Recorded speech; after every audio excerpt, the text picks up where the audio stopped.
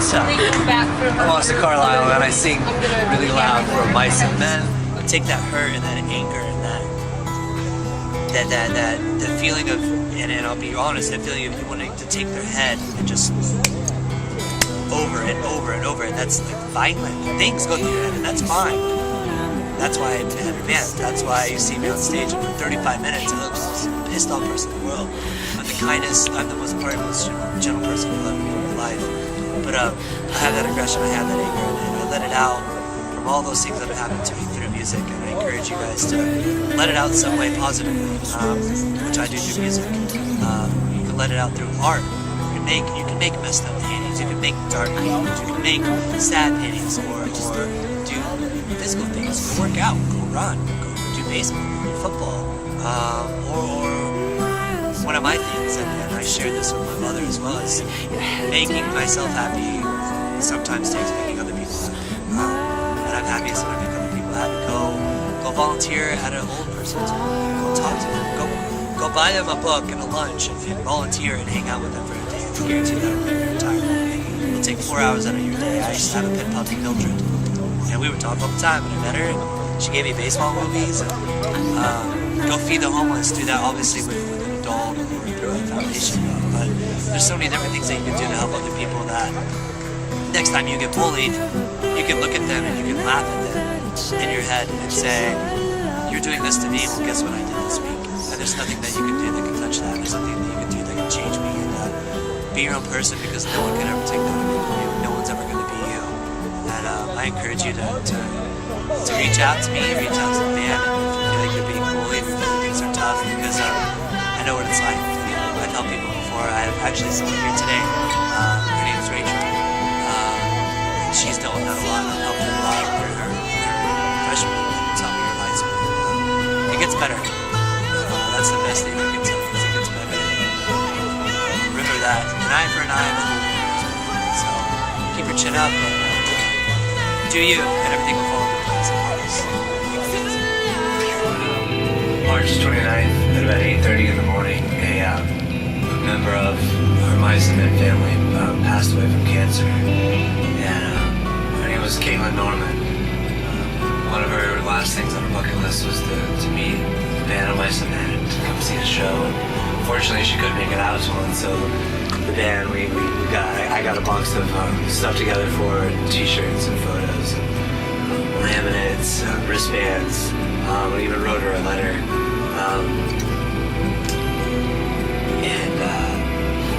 The day she passed away, I got this tattoo of her name on my knee, sort of in remembrance of her, and to kind of show her family, and especially her mom, just how much she inspired me. I've been talking via text and on the phone with her mom for a couple days leading up to that day, and I just wanted her mom to know what a blessing her daughter was to my life, and how much she means to the band, and how much, kind of as a representation of what the entire fan base of Mice and Men means to me and means to the rest of the band. Caitlin, you'll never be forgotten. We love you. I quit baseball because when I was 17 years old, my mom passed away, and all the results and everything came back of what happened, and they found out that she had something called Marfan syndrome. And they checked me for it because it's hereditary, and they said that I have it. It's a connective tissue disorder, and it makes it so that's why I'm so long and lanky, like Birdman. And it affects all my tissues and my joints and my bones and everything. And so they said, yeah, there's something in sports. Can't do sports, can't lift weights, can't ride roller coasters. So when they did that, all my baseball stuff just kind of got ripped away from me, and that's literally all I did. I didn't care about anything else, and I went to a church with some friends, and we started covering songs, and then that turned into, well, I like doing this, so I'll try this. And here I am, I'm 25, and now I make music for a living.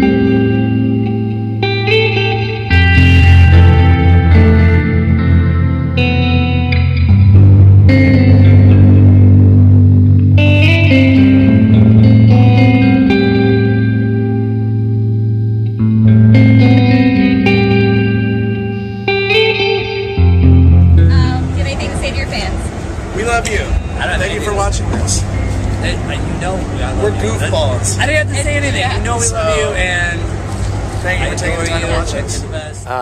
This Christmas, I opened up my store. I have a clothing line called Aspire and Create, and I opened up our flagship store in Irvine, California. And I said, about 2 hours before I opened the doors, I said, if anybody is alone for Christmas and doesn't have anybody to spend Christmas Day with, come spend it with me.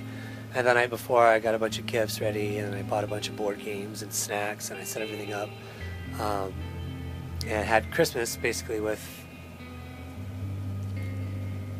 I want to say, probably about 120, 150 kids, and lots of parents came, and whole families came. You know, they brought like their young daughters and, you know, their little kids, like I'm talking 5, 6-year-olds. And a lot more people showed up than I expected. Too many people to fit into the store. So we had to go outside. We went outside and played like Simon Says and read like Green Light. You know, took pictures and hung out, and it was cool. It was just something I wanted to do. I've spent many a Christmas alone. It's not a cool feeling. So I wanted to do something so that nobody else had to kind of go through that. And then also on Christmas I got a bunch of my gifts that I get from fans. All the doubles or triples or quadruples I have. You know, if I get 8 of the same Star Wars bobblehead, I don't need 7 of them. So I would keep one, and then all the rest I gave to an orphanage in Southern California that only had about 72 kids in it. And so 72 kids all got at least 2 or 3 really cool gifts, and people were really appreciative, and I donated a bunch of my wristbands too. And it's just really important for me, especially during like holiday seasons, to give back to these kids that don't have a lot of things, because I've been there before.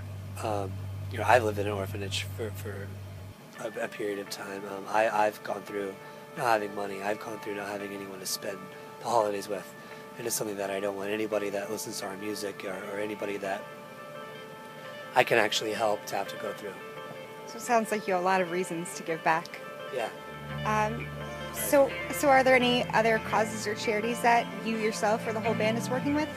At the moment, no. When I opened my store, I worked with Feed Our Children Now, and I opened the store and I had an autograph signing, but I said that the only way you could come and get an autograph is if you bought a whole bag full of canned food. And we raised 2,300 pounds of food that day. It's like over a ton.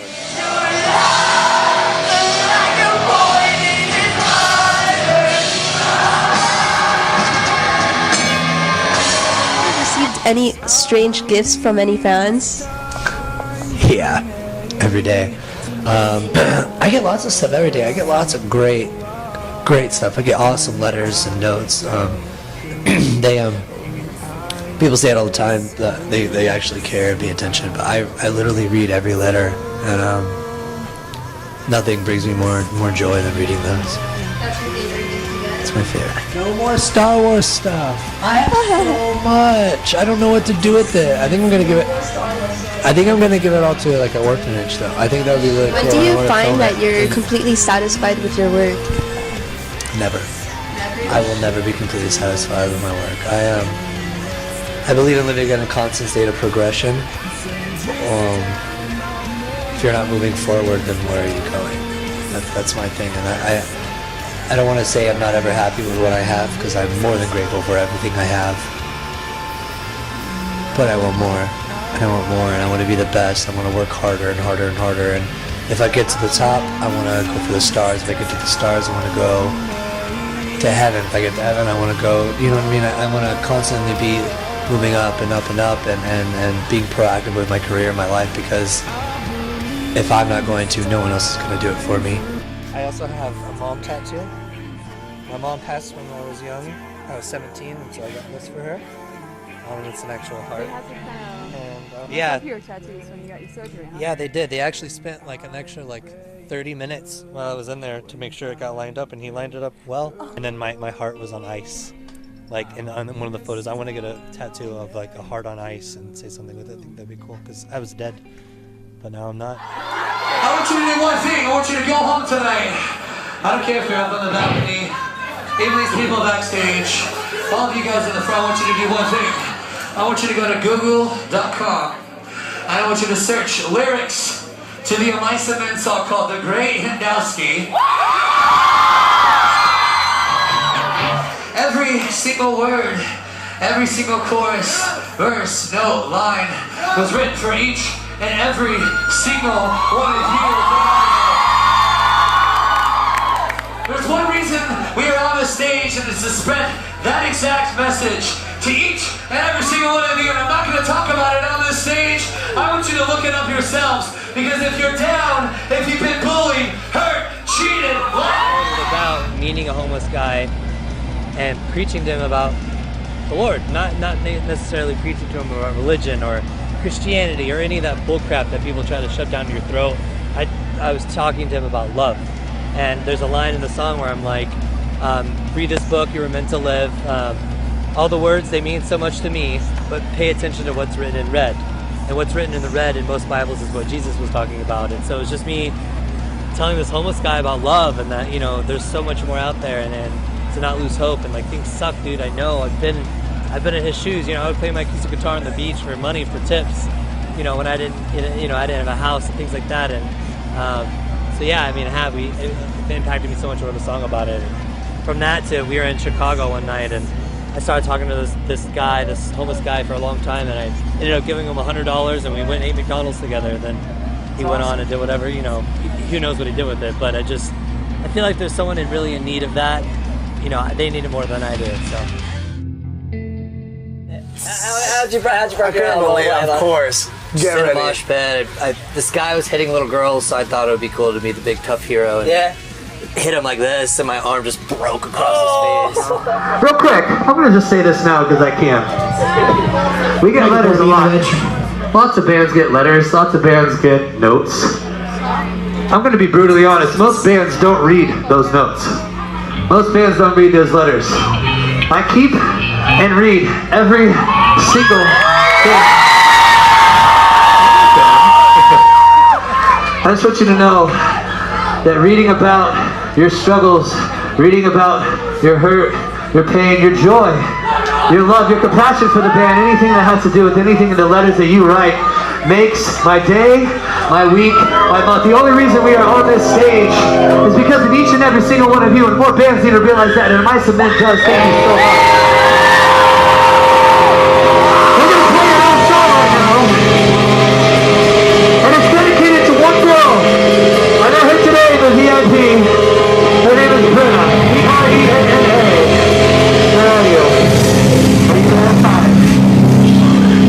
She told me a story about what this song did to her. And that is exactly why we are here, for people like you. But I thank you so much. This song is called Her Country. You left me behind. I'll use our love. You left me behind. I'll use the love you left behind. I'll change their minds. I'll change their minds.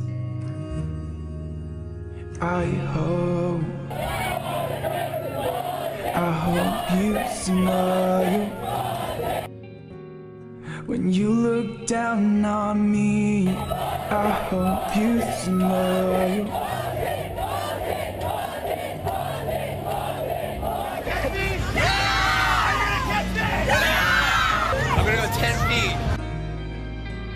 Always be here. I have an end, not just in school, but in life. Our fans mean the world to me, man, and it's so cool to see that these kids can take what I write, and they can take the music that we make, they can absorb it, and they can use it, and it helps them. That means the world to me, because I wish, you know, I could have been a 14, 15, 16-year-old kid, and I wish somebody would help me.